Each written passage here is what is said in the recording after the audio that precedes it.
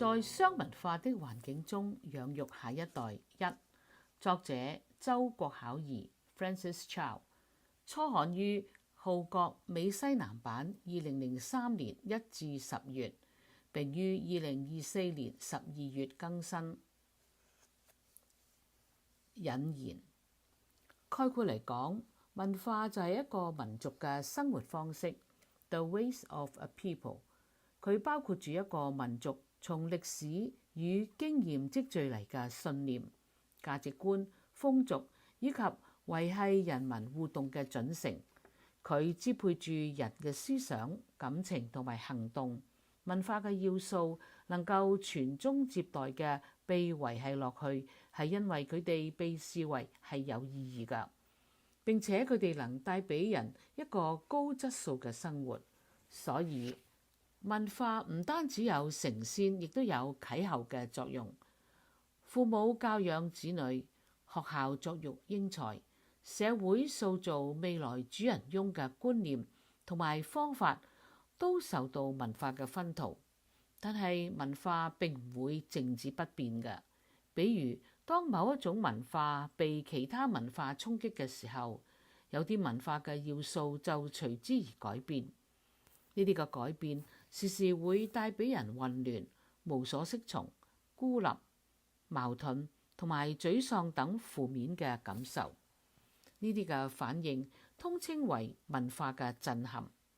但係喺積極方面，人都會從兩種文化嘅對比當中，進而對根深蒂固嘅觀念與行為有所反省，甚至尋求改變同埋創新。我哋呢啲從海外移民到北美國家，身處中美文化嘅夾縫當中嘅華人父母，相信時時會苦心自問，唔知道應該用乜嘢嘅態度同埋乜嘢嘅方法嚟到去養育下一代，以及點樣同北美嘅學校合作。作者會藉住幾篇嘅文章探索呢啲嘅問題。呢啲討論嘅目的並唔係要標榜某一種嘅文化，而係希望從知己嘅中國文化與知彼嘅北美文化嘅過程當中，使父母能夠明白喺北美出生嘅華裔喺成長當中面對嘅掙扎。只要並冇違背聖經教導嘅中美文化，我哋可以取其長，識得喺邊啲方面同學校相輔相成，雙管齊下嘅教育下一代，使佢哋能夠喺德智體群四方面都能夠適應主流文化。雖然從海外移民嚟北美國家嘅華人父母都繼承住中國悠久嘅文化，但係因為我哋嚟自唔同嘅地方，喺北美居留嘅時間長短不一，有唔同嘅教育、工作背景同埋語文能力，再加上我哋對主流文化嘅認識、接受、適應同埋融入嘅程度不一，使到現今每一個人所保留有幾多嘅中國文化與融入北美文化嘅程度都參差不一。所以以下嘅內容並不代表每一個人嘅經驗同埋情況，但係提出嚟嘅建議，相信大家都可以用嚟做借鏡。中美文化養育孩子的差異。治理。華人父母對子女，特別係幼童嘅睇法，認為佢哋係弱小無助、稚子無知，所以對兒童就呵護備至。喺嬰孩時期，甚至到2-3歲，屋企人特別係祖父母喺日頭仍然係時時抱住佢哋，晚上就同家人大被同眠，整日寸步不離。喺日常生活當中，事無大小，屋企人都照顧周到，亦都唔鼓勵或者俾細蚊仔嘗試自理 self-care， 例如進食、着衫、去洗手間同埋梳洗等活動。雖然而家居住喺北美嘅家庭，好多都係兩夫婦喺日間出外工作，仔女出生之後冇幾耐就送到去托兒所。而將仔女接返屋企嘅時候，好多人仍然用中國傳統嘅方法去照顧佢哋，亦都有啲因為覺得日頭並冇照顧仔女，內心覺得有內疚，就盡量爭取時間同佢哋相處。上主日學嘅時候，屋企人亦都唔願意離開小朋友嘅教室，要坐喺佢哋嘅旁邊。本嚟喺托兒所，小朋友自己係可以用 sippy cup， 即係鴨嘴杯或者係吸管杯，但係屋企人喺屋企或者喺主日學教室都要幫佢哋攞住個杯嚟到飲水，同埋幫佢哋抹嘴。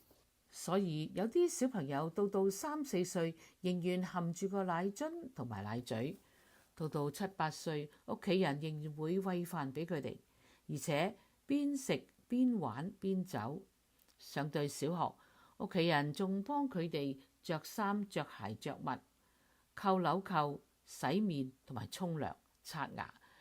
用完洗手間就幫佢哋清潔同埋沖廁，亦都唔教佢哋或者要求佢哋做一啲簡單嘅家務。家長咁樣做嘅原因係驚啲小朋友穿不暖、吃不飽，亦都驚佢哋唔能夠將事情做得妥善，或者一不小心會招致意外。更加唔願意仔女因為做家務而阻礙咗佢哋讀書嘅時間。因此，華人父母嘅仔女初上托兒所或者學校嘅時候，好多都有分離嘅焦慮。到咗校門就依附住屋企人大哭大鬧。參加活動嘅時候，亦都時時顯得畏縮或者係無所適從。當老師吩咐佢哋自己着衫去洗手間或者幫忙收拾，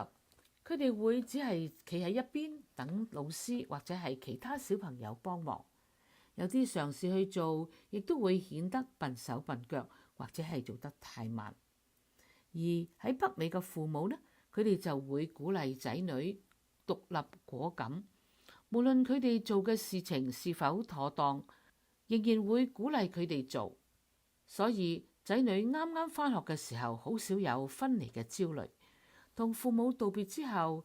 就連跑帶跳咁走到去老師身邊，抱住老師。上課嘅時候，亦都會自動自發咁投入各項嘅活動同埋照顧自己。作者曾經喺加州、夏威夷同埋紐約州校區裏邊有不少華裔嘅學校做駐校心理學師。雖然好多華人嘅學生喺學校嘅成績唔錯，但係老師亦都會向作者抱怨佢哋唔夠成熟同埋依賴性太強。佢哋唔明白點解有啲4、5歲嘅學生去洗手間之後唔會自動沖廁，或者天氣唔係好凍，佢哋仍然着住厚厚嘅衣服，汗流浹背，仍然都唔識得除衫。仲有啲學生唔敢向老師要求去洗手間，到最後關頭先至硬着頭皮去問老師。如果一下子趕唔切，就會整污糟啲衫褲。如果到小學仍然係咁，